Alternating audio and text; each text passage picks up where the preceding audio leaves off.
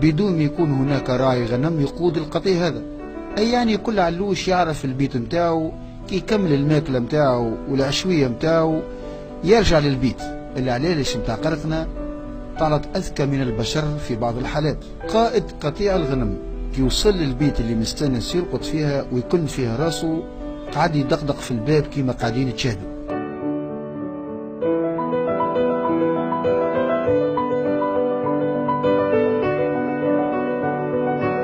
ولكن اللي زاد دهشنا أكثر أنه بعد ما تحل الباب ما دخلش هو الأول، خلى العلالش الكل تدخل كيما قاعدين يتشاهدوا ودخل هو في الأخير.